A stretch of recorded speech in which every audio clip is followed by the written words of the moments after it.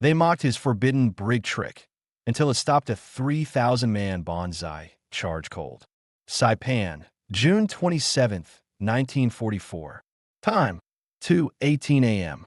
The northern sector of the island showed almost no movement. Flares burned out hours earlier, leaving the terrain lit only by dim moonlight and the fading glow from fires still smoldering in the cane fields. The sound of sporadic rifle fire far to the south had stopped. Most Marines on this part of the line were resting in shallow fighting holes, conserving energy for whatever might come next. PFC Daniel Rourke, age 22, stood near the base of a narrow ravine that cut toward the Marine perimeter. The ravine was steep-walled, about 3 meters deep in most places, and wide enough for 3 men to walk shoulder to shoulder at its narrowest point. It was a natural access route to the American line, something the officers had noted earlier in the day but had been unable to reinforce with proper barriers due to low manpower. Rourke wore the same uniform he'd worn since June 15th. Worn utilities, faded from sun and soaked in sweat and dirt, an MP-marked helmet, and a pouch belt with 2 Springfield magazine clips missing from the standard load. He carried a 1903 Springfield rifle, standard issue for military police and support units who hadn't been upgraded to the M1 Garand. He was not an infantryman. He was a military policeman assigned to the 4th Marine Division MP platoon.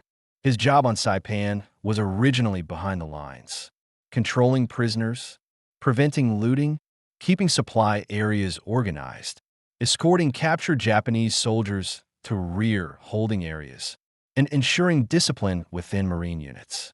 But the division had taken heavy casualties, far heavier than expected. Rifle companies were reduced to half strength. Machine gun crews were wiped out and replaced by clerks, drivers, and MPs. By the end of June, anyone who could hold a rifle was placed somewhere along the defensive line. That was how Rourke ended up here. He wasn't selected for special skill. He was simply available. The Marines around him came from L Company, 3rd Battalion, 24th Marines, or what was left of it. One platoon had been reduced to fewer than 40 effective men. Rourke and a few other non-infantry personnel had been attached to fill gaps in the perimeter. He had been trained to control violent Marines, control prisoners, and manage close-quarters confusion. But he had little experience with extended frontline combat. He relied heavily on instructions given earlier from Lieutenant Jameson, who commanded this thin section of the line. Hold the ravine. Do not allow enemy movement through it. Use flanking fire if possible. Report any massing of troops immediately. Those were his tasks. Simple on paper, difficult in reality. To his left, Corporal Ernest Whitman, 28, a bar gunner from Wisconsin, sat cleaning the carbon from his weapons chamber. Whitman had been in nearly every major action since the division landed on June 15th. His boots were worn down to soft leather at the toes. His voice was coarse from dehydration. He quietly instructed 2 younger Marines, Privates Delgado and Morrow, on how to stack spare magazines within reach before daylight. Whitman was exhausted but functional. The 2 privates were exhausted and close to collapse. Earlier in the night, at approximately 1:10 a.m., scouts reported hearing large-scale movement north of the Marine line. Nothing had been confirmed. Officers believed the Japanese survivors were gathering for a final counterattack, a tactic observed many times in previous island campaigns. The men on the line knew this as well. They waited in silence. Rourke scanned the open ground beyond the ravine with his field binoculars. The terrain ahead was uneven, burned sugarcane, broken railroad ties, and the remains of abandoned Japanese supply carts. Beyond there were dark shapes that could be rocks or destroyed huts. The low smoke drifting across the plain made it difficult to see far. He heard something, a subtle vibration in the distance. Not voices, not engines. A collective movement of many people moving at the same time. He lowered the binoculars. Whitman noticed. "What is it?" the corporal asked quietly. Rourke listened again. The sound grew slightly clearer, still faint, still blending with the night, but definitely organized movement. He answered in a steady voice. "Something's out there. A lot of something." Whitman nodded once. He had suspected the same. He lifted his bar and set it across his lap, barrel forward, finger off the trigger, but ready. Behind them, two machine gun crews adjusted their .30 caliber Brownings on improvised sandbag nests. A mortar team checked fuse settings by touch since they couldn't use lights. Every Marine on the line understood what was coming, even if no official signal had been given. Rourke's thoughts returned to something he hadn't expected to matter here. During his time as a brig guard on Maui, he had once stopped a near riot involving more than 40 prisoners. He did it by controlling their movement through space, funneling them into a narrow section of the compound where they crowded together and lost the ability to maneuver. No blows were exchanged, no shots fired. The moment they were compressed, order returned. His commanding officer had criticized him afterward, called the tactic dangerous, unapproved, and something you will not use again. It was effective, but unpredictable, useful only when terrain and behavior align by chance. Rourke looked at the ravine again, the slope, the narrow throat, the single entrance, how easily bodies would stack in it, how hard it was to maneuver once inside. The resemblance to the Brig corner was exact, but here, the consequences would be far more severe. He didn't say anything yet. He wasn't sure if he trusted the comparison. Whitman leaned closer, speaking barely above a whisper. "Danny, something big's moving toward us." Rourke kept his voice steady. "Stay ready.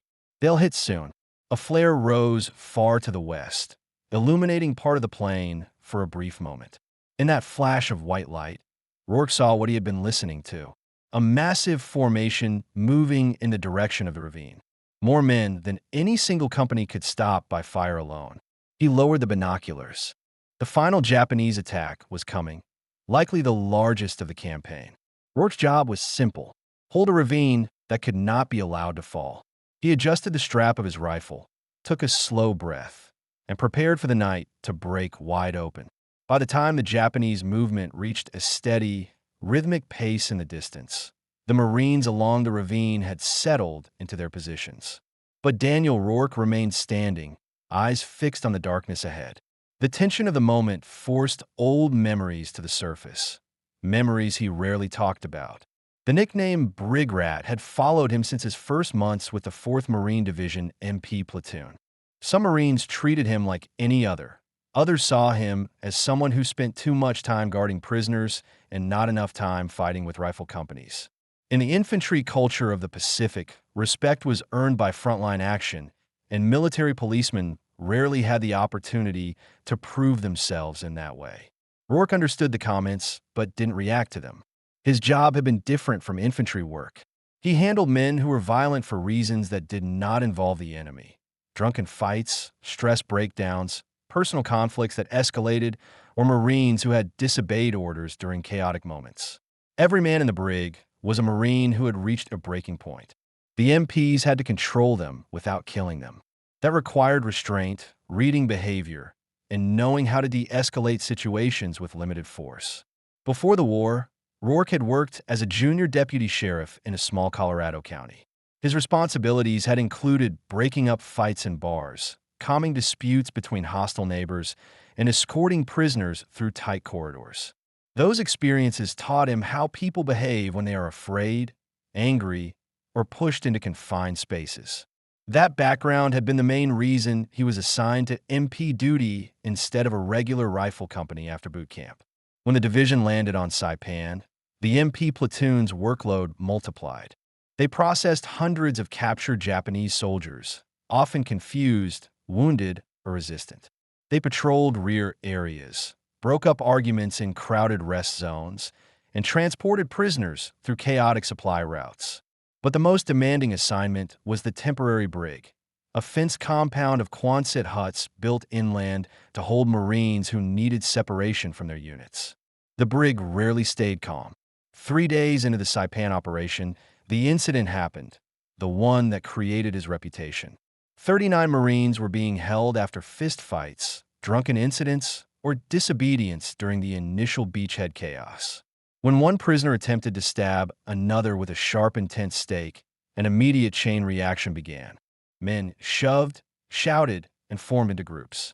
The MPs on duty began to panic. One guard chambered a round in his carbine, preparing to fire warning shots. If he had fired, the situation would have collapsed. Panic spreads quickly in enclosed spaces. Rourke recognized the signs instantly. He stepped forward and used a technique he had learned from an older sheriff back home, a controlled compression maneuver. Instead of trying to separate the men, he ordered all MPs to step aside and leave a direct path open to the most narrow end of the compound. He directed prisoners with sharp, authoritative commands, forcing the entire group to move away from the center and into the tightest space available. Once contained, the men lost their ability to maneuver or escalate further. The fight ended without a weapon being fired. The entire incident lasted less than 3 minutes. Word spread quickly. Some officers were impressed. Others were alarmed. The battalion's executive officer, Major Addison, summoned Rourke and told him directly, "You will not use that method again. It is non-standard, unpredictable, and dangerous. You controlled the situation this time, but you might not next time." The order was clear. The technique, unofficial and unapproved, was now forbidden. But Rourke never forgot the principle. When a group is pushed into a confined space, its behavior changes in consistent, predictable ways. Anyone inside loses the ability to coordinate. Movement collapses. Momentum dies. He didn't think it would ever be relevant anywhere else. Now, standing at the ravine on Saipan, listening to the increasing noise of thousands of men moving through the night, he recognized the same pattern forming. The terrain in front of him, the natural choke point, had the same effect as that Brig corner. Whitman crouched beside him, loading a fresh magazine into his bar.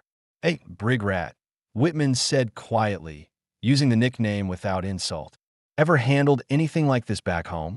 Rourke kept his eyes forward. "Not this many," he answered. "Not even close." Whitman scanned the ravine entrance. "You think he'll come through here?" Rourke didn't hesitate. "Yes." "Why here?" Rourke lifted his hand and traced the air slowly. "Because it's the path of least resistance. They'll mass in the open, the pressure will push the front ranks into the ravine, and once they're inside, they won't be able to stop." Whitman frowned. "You sound like you've seen this before." Rourke didn't answer immediately. "Finally," he said, "I've seen people push into tight spaces. They don't turn around. They don't think. They move forward. Always forward." The corporal looked at him carefully, sensing there was more behind the statement, but understanding that now wasn't the time to ask. Behind them, Lieutenant Jameson moved along the line, speaking in low tones to squad leaders. He stopped when he reached Rourke and Whitman. "Any movement?" the lieutenant asked. Rourke pointed into the distance. "There's a buildup. A large one." Jameson studied him for a moment. The lieutenant had only known Rourke for a few hours, but even in that short time, he noticed the MP observe terrain and sound patterns carefully, like someone trained to detect behavioral shifts. "If they hit this ravine," Jameson said, "your task is simple. Hold them long enough for the flanks to support." Rourke nodded. "Yes, sir." Jameson moved on, checking on machine gun positions. Whitman leaned closer to Rourke. "Long enough? How long do you think that means?" Rourke didn't soften the truth. "Until we run out of ammunition or they stop coming." A distant shout echoed across the plain. More voices followed. Then the sharp, repetitive beat of hundreds of boots hitting ground in unison. The attack was getting closer. Rourke tightened the strap on his rifle and checked the chamber. The thought returned, unwanted but clear. The Brig trick would work here. Not because it was brilliant, but because the terrain forced it. He pushed the idea aside for now. Time would decide whether he needed it. And time was running out. The first confirmed signal of the approaching attack came at 3:01 a.m. It wasn't a shout or a gunshot. It was a pressure shift in the air, an unmistakable vibration created when a large group of people moved in coordinated steps. Rourke lifted his binoculars again. Smoke drifted across his view, carried by a slow, onshore wind. The temperature had dropped slightly. Condensation formed on the lenses. He wiped them with his sleeve and scanned the plane. Shapes began to form, blurry at first, then gradually gaining definition. Japanese infantry, not in small patrols or squads. In mass, they moved low, hunched, rifles slung, bayonets fixed. Many carried satchel charges. Some carried stretchers, which meant they intended to move wounded forward rather than retreat. Officers walked behind the front ranks, pointing and signaling quietly. The sheer number of dark silhouettes extended far beyond the limits of the binoculars. Rourke lowered the glasses slowly. "They're coming," he said to Whitman. Whitman nodded once without speaking. He lifted his bar, settled into a supported sitting position, and checked the belt of magazines at his feet. Delgado and Morrow moved into firing positions on either side of him. Further down the line, machine gun crews chambered rounds into their Browning .30 caliber guns. The metallic clack of charging handles echoed softly along the ridge. Mortarmen crouched beside their tubes, waiting for target coordinates. The Japanese formation advanced steadily across the open plain. They were still several hundred meters away, but moving with purpose and cohesion. No scattered groups, no hesitation. Lieutenant Jameson jogged toward the ravine position. "Everyone on alert," he ordered in a low voice. "Weapons ready. They're massing for a full assault." He stopped next to Rourke. "What do you see?" Rourke answered clearly. "They're aligning in multiple ranks. They're steering toward the ravine's mouth. The terrain channels them. If they push their own men from behind, they won't stop once they enter." Jameson focused on the ground configuration. The ravine dropped gradually from the plain into Marine-held territory. Its narrowest point formed a tight bottleneck roughly 50 meters in. "If they get inside that choke," Jameson said, "we won't have firing angles." Rourke spoke without hesitation. "We need to hit them before they spread out. If they stay compressed, they'll lose coordination." The lieutenant gave him a sharp look. "Compressed how?" Rourke kept his eyes on the approaching mass. "Forced forward by pressure from behind. Same rule applies anywhere. If the front hesitates but the rear keeps pushing, everything collapses into a single direction." Jameson didn't fully understand what Rourke meant, but he recognized confidence in the MP's voice. He had no time to question it further. A flare shot up from the Marine left flank, illuminating the field in stark white light. For a brief moment, every Marine saw the truth. Thousands of Japanese soldiers advancing in dense formation. Some wounded soldiers limped along, supported by comrades. Some still wore bandages from earlier fighting. Many looked exhausted but determined. This wasn't a probing action.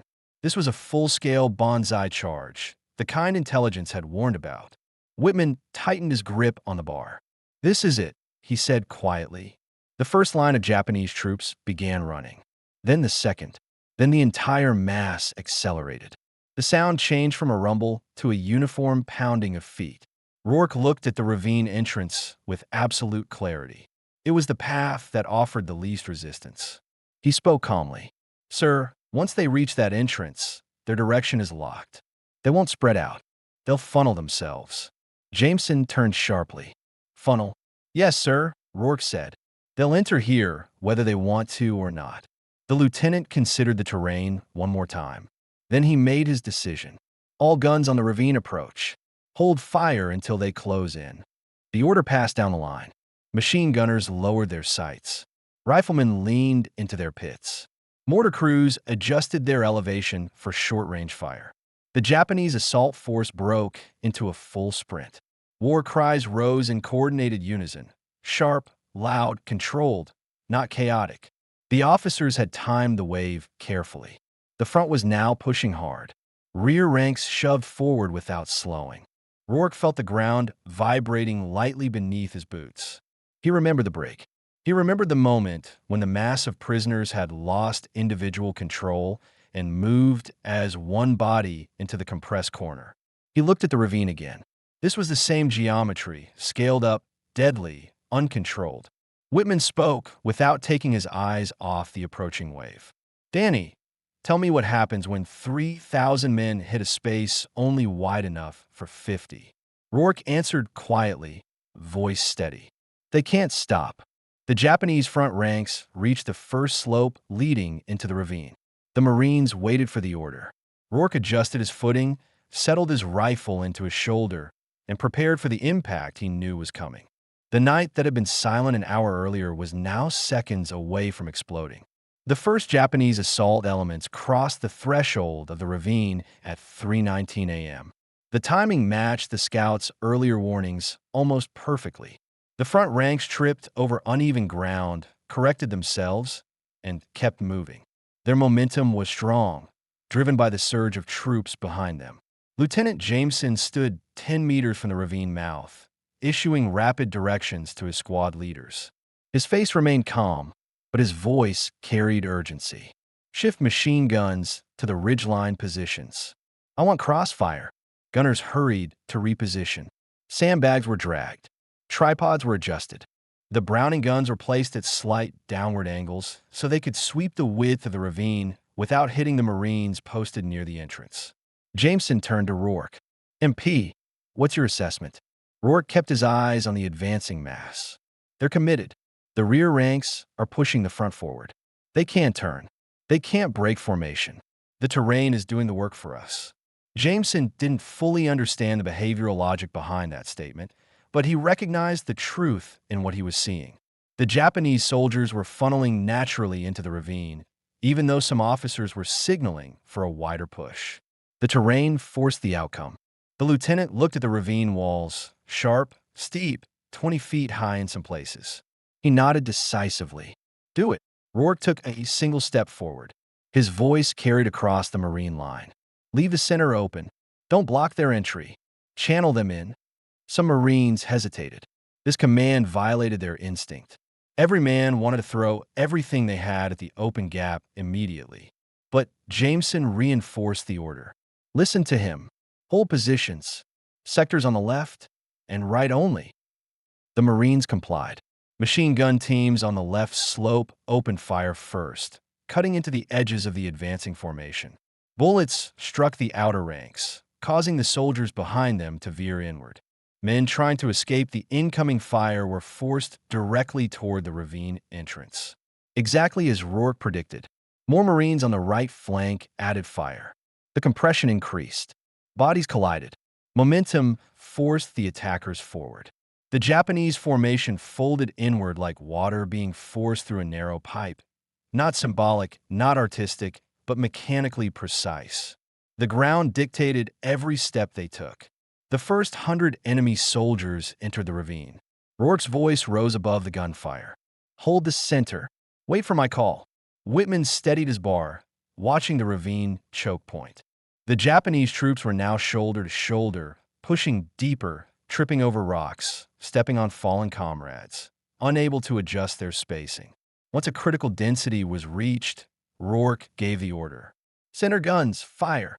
3 Browning .30 caliber machine guns opened simultaneously. Their combined fire struck the ravine's narrowest section, turning it into a controlled kill zone. The effect was immediate and devastating. The first ranks fell forward. The ranks behind them stumbled over their bodies. The next wave crashed into them with nowhere to move except deeper inside.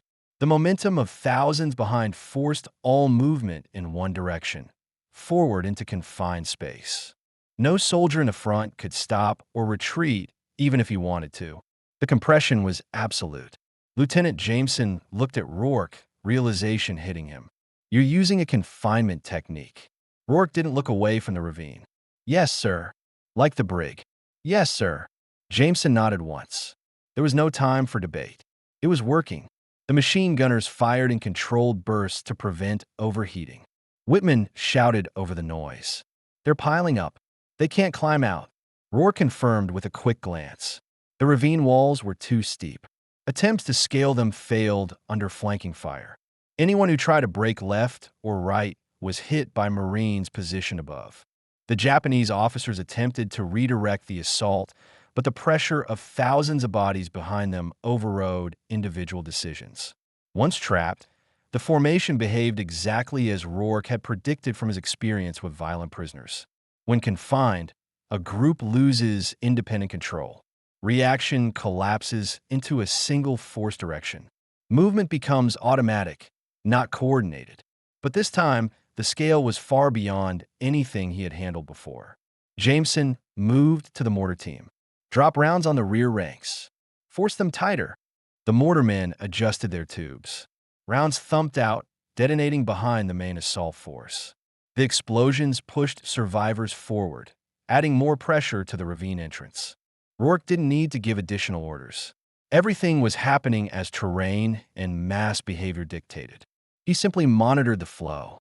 More waves entered. Weapons jammed. Machine guns overheated. Gunners swapped barrels. Spent casings piled ankle-deep. Still, Rourke didn't move from his position. He watched. He calculated. He looked for any sign the Japanese were adjusting to the trap. They weren't. They couldn't. The compression had reached full effect. Whitman shouted over the fire, "Danny, this is working." Rourke's response was steady, controlled. "Keep the flanks tight. Don't let them spread out. If they escape the center, the whole thing collapses." Jameson repeated the command down the line. "Maintain flank pressure.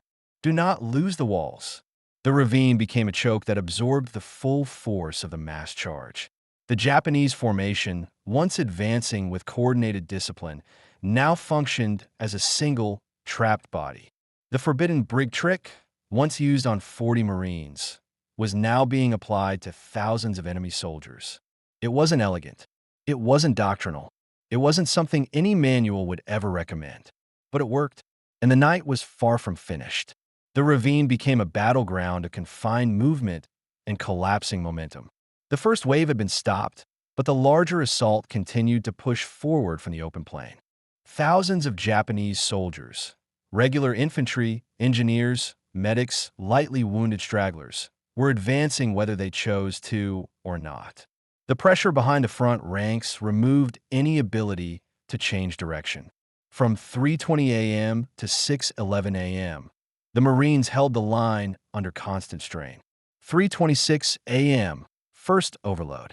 Machine gun barrels glowed a dull red. Gunners rotated positions so one man could cool a barrel while another fired. Ammunition runners moved between foxholes with belts draped over their shoulders, trying to stay low under scattered rifle fire coming from the higher ground behind the Japanese formation. Rourke walked the entire ravine line, checking firing arcs. He stopped at Whitman's bar position. "How many magazines left?" Rourke asked. Whitman didn't take his eyes off the target area. 6 full, 2 partial. Rourke scanned the choke point. The bodies were stacked almost chest-high.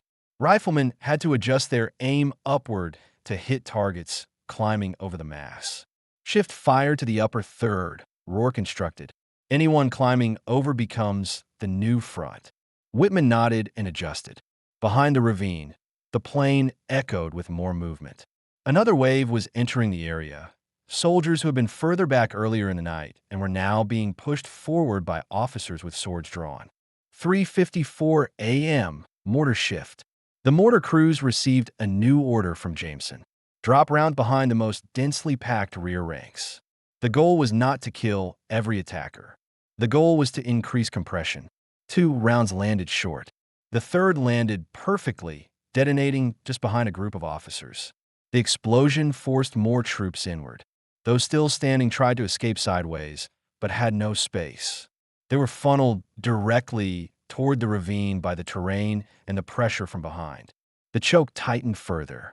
Jameson glanced at Rourke. "Your confinement logic is holding them in place." Rourke answered without emotion. "As long as they keep pushing from behind, the front can't reorganize." 4:17 a.m., midpoint pressure. The Japanese launched a coordinated secondary surge. Wounded men who could still move were placed in front of the final waves.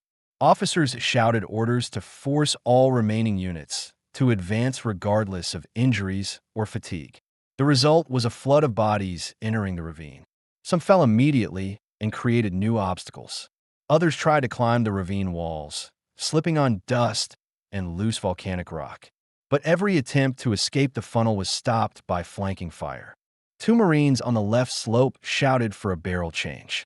Their Browning gun suddenly seized, unable to cycle another round. Rourke ran to them. "Barrels warped," one gunner said. "We need 30 seconds." "You have 10, Rourke replied. He adjusted their fields of fire by hand, positioning the second gun team to cover the temporary gap. The Japanese immediately sensed the small reduction in flank fire and tried to push outward. But the second machine gun team opened up in time, preventing a breakout. The ravine choke remained intact. 4:49 a.m., fatigue sets in. The Marines were physically draining. Every man was covered in dust, sweat, and carbon residue.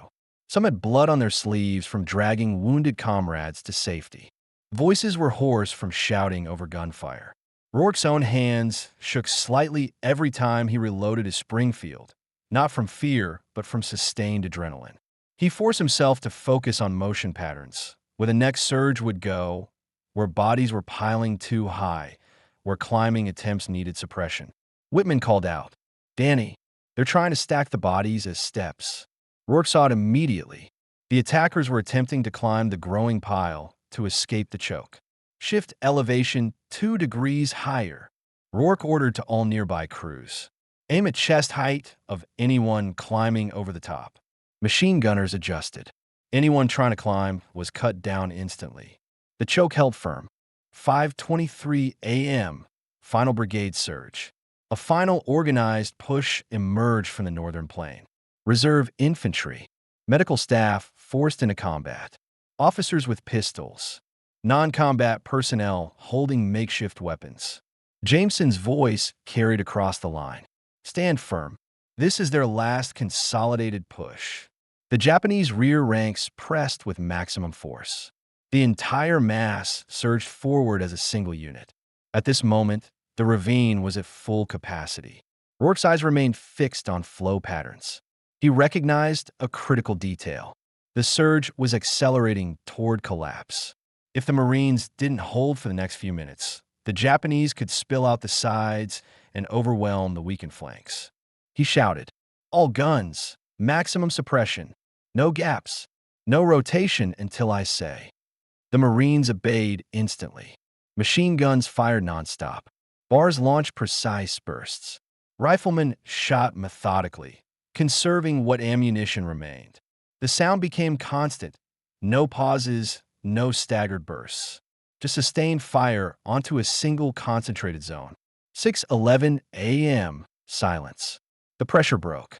Not with an explosion, not with a final charge, but with a sudden absence of movement. The final attackers who had entered the ravine fell and did not rise. Those behind them, still in the open plain, stopped advancing. The officers who had driven the charge were nowhere in sight, either dead or unable to influence the collapsing mass. Whitman lowered his bar, breathing heavily. "Danny, they're not pushing anymore." Rourke scanned the ravine carefully. It was filled from entrance to choke point with bodies, layered horizontally and vertically. Some weapons still clung to hands. Some helmets had rolled into crevices. Some uniforms were soaked from crawling through wet soil earlier in the night. No movement, no attempts to climb, no pressure from behind. Jameson walked to Rourke's side. "It's over," he said quietly. Rourke didn't respond immediately. He continued scanning for any remaining motion before lowering his rifle. "Yes, sir," he answered. "The momentum is gone." 3 hours of continuous attack had ended abruptly. The largest Banzai charge of the Saipan campaign had been stopped inside a natural funnel that no one had planned to use, except one military policeman who recognized its potential. And dawn was only minutes away. When the sound of the last rifle shot faded, the Marines remained in their positions for several seconds, waiting for movement that never came. The ravine in front of them was silent except for the faint crackling of burning cane stalks carried by the wind. Dawn light, gray and weak, began to spread across the northern Saipan terrain, revealing details the darkness had concealed for hours. Lieutenant Jameson walked toward the edge of the ravine with steady steps, keeping his pistol drawn. He moved slowly, scanning for any sign of enemy survivors attempting to crawl out. Behind him, riflemen followed at a cautious distance. Rourke remained where he had been standing for most of the night. He lowered his Springfield deliberately, checked the chamber, and then slung the rifle across his back. His arms were fatigued. The constant tension of gripping the weapon had left a dull ache in his shoulders. Whitman approached, wiping dust from his face and adjusting the sling of his bar. "Danny, you seeing what I'm seeing?" Rourke stepped forward to the ravine edge and looked down. The entire channel, stretching nearly 40 meters, was filled.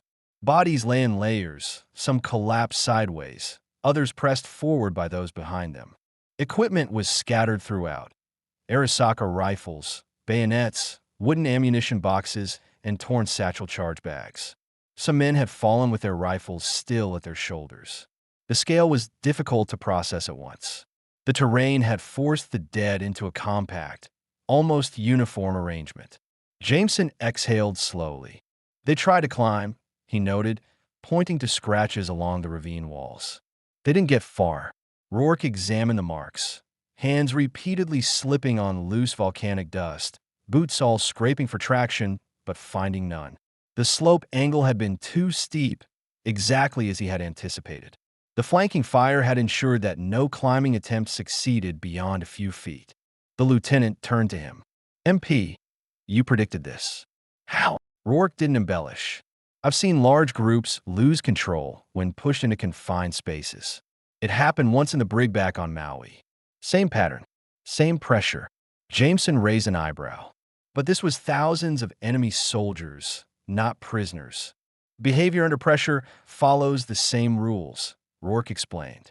Once they were inside the ravine, the men behind them kept moving forward. The front ranks couldn't stop. The terrain decided everything after that. Jameson studied the ravine again, this time with a new understanding. The Marines around them also looked, some in silence, others whispering to each other. A machine gunner from the left flank approached. Sir, we've checked the guns. One's out of action. One barrel shot out. The third is operational. Jameson nodded. Stand by for redistribution. We may need those guns again if there's another push. The gunner glanced at the ravine, then back at Rourke. No one's pushing through that, sir. The lieutenant didn't answer. He simply turned to assess casualties. 2 Marines had been lightly wounded by small arms fire ricocheting off the ravine walls. Another had suffered burns from a gun barrel while changing barrels under pressure. Otherwise, losses were limited, far below what anyone expected for a Banzai charge of this scale. Jameson looked again at Rourke. You kept this flank from collapsing. Rourke shook his head. The terrain kept it from collapsing. I only recognized what it could do. Whitman stepped beside them. Doesn't matter what you call it. If the ravine had fallen, this entire side of the line would have been overrun. You gave us the chance to stop them. The lieutenant motioned for the Marines to move down the line and check for any possible bypass routes. The men dispersed into small teams, preparing to conduct clearing sweeps and verify that no Japanese soldiers had slipped around the ravine in the dark. Rourke remained for a moment longer, observing the stillness in front of him. The adrenaline that had carried him through the night was fading, replaced by a steady, dull exhaustion. His uniform was stiff with dried sweat. His hands shook slightly from fatigue, but his breathing remained controlled. Jameson returned after a brief patrol. MP, he said, Division HQ will want to report on this. They'll ask how you held this sector with a mixed group of understrength riflemen. Rourke didn't react. Just tell them the truth, sir. Jameson gave a short nod. The truth is that you stabilized the line when no one else knew what to do. Rourke didn't respond. He wasn't thinking about credit, rank, or commendation. His focus remained on 2 things. Whether the Japanese had any remaining units capable of mounting a second attack. Whether the ravine still posed a structural risk if bodies shifted under their own weight. He scanned the far plain again. There was movement, but not organized. Small clusters of survivors were retreating or attempting to regroup. None appeared capable of coordinating another assault. Whitman tapped Rourke on the shoulder. Danny, you need water. Rourke finally accepted a canteen. The first drink felt cold and abrasive from a dry throat. More Marines gathered at the ravine edge, staring at the aftermath in silence. Some whispered comments. Some shook their heads. Most simply stood, trying to understand how such a massive attack had been stopped by a defensive sector that had been underprepared and undermanned only hours earlier. Jameson broke the silence one last time.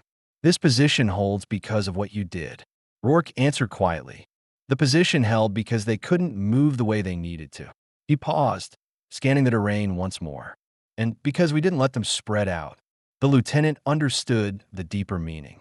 The battle was over, but the consequences of that single decision, allowing the enemy to enter the ravine instead of blocking it, had shaped the outcome of the night. The sun finally broke the horizon, casting even light across the battlefield. The scale of the destruction inside the ravine became unmistakable. 3,000 men had attempted to break the Marine line.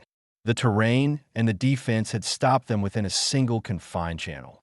And the man who had seen the potential in that channel stood quietly, helmet tipped down, waiting for new orders. The sun had fully risen by the time word spread through the battalion. Runners from adjacent companies arrived at the ravine, each with similar reactions upon seeing the aftermath. Silence, then a slow exhale, then a prolonged stare as they processed the scale of the failed Japanese attack. Reports drifted in from the rest of the division. The Banzai charge had struck multiple sectors at once. Some Marine units had been overrun. Others had taken heavy casualties. Medical companies had been attacked directly and had fought with rifles and pistols. The chaos had spread across nearly 2 miles of front. But on this section of the northern line, the enemy advance had collapsed inside the ravine, and nowhere else had a natural funnel been used to split and neutralize the force so effectively. By 7:10 a.m., Lieutenant Jameson received orders to report to a temporary command post set up in a partially destroyed Japanese warehouse. He selected Rourke to accompany him. "MP, you're coming with me," Jameson said. "They'll want details." Rourke followed without comment. The command post. Inside the warehouse, officers from the regiment and battalion were already gathering around a map table. Medical corpsmen moved in and out, carrying reports from aid stations. The air smelled of smoke and disinfectant. The battalion executive officer, Major Addison, stood near the center of the room reviewing notes. Rourke recognized him instantly. Addison was the same officer who had reprimanded him on Maui for using the compression technique in the Brig. When a major noticed Rourke, his expression tightened, not hostile but analytical. "Lieutenant Jameson," he said, "I understand your sector held against the main thrust. Explain your deployment." Jameson nodded. He laid out the facts cleanly. The Japanese force massed heavily toward the ravine. Fire from both Marine flanks created inward pressure. The enemy entered the choke point in large numbers. Machine guns and rifles maintained suppression. The formation collapsed once confined. Major Addison listened without interruption. Then he turned to Rourke. "MP, step forward." Rourke did so, maintaining a formal posture. "Lieutenant Jameson reports that you devised the funnel tactic. Is this accurate?" Rourke replied plainly. "Sir, I recognize that the terrain would compress their movement. I directed fire to both flanks to maintain that compression." Addison examined him for several seconds. "You applied a confinement principle," the major said. "Like the incident on Maui." Rourke didn't avoid the acknowledgement. "Yes, sir." The major took a slow breath and leaned on the table. "When I told you never to use that method again, I meant in the Brig, not on a battlefield." He paused. "Explain why you believe it would work on thousands of enemy soldiers." Rourke answered with the same factual clarity he had used throughout the night.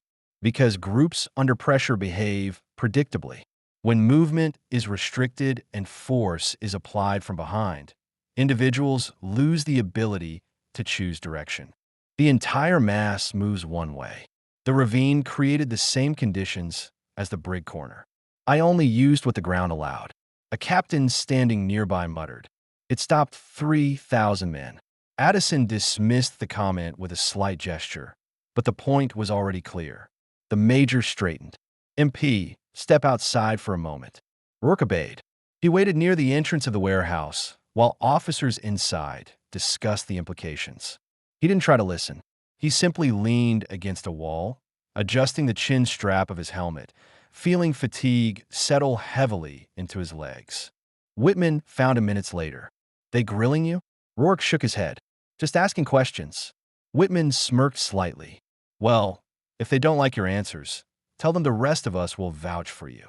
Footsteps approached. Addison appeared at the doorway. "Rourke." Inside, the MP re-entered the warehouse. Recognition. Major Addison stood behind the map table, a document in hand. "We've concluded our discussion," the major said. "Your actions during last night's attack directly prevented the collapse of the northern flank." He extended the paper. "A field promotion order. temporary rank of corporal. Addison continued, "You'll return to MP duties when the division reorganizes, but until then, your leadership is needed on the line." Rourke accepted the paper, but didn't smile. "Sir, I didn't act for recognition." Addison nodded. "I know. That's why you deserve it." A silence followed. Then the major added something unexpected. "What you did last night will not be written exactly as it happened in the official report. They will say the ravine provided a natural defensive advantage. They will not describe the behavioral principle behind it." Rourke understood. Psychology was not a standard Marine Corps doctrine.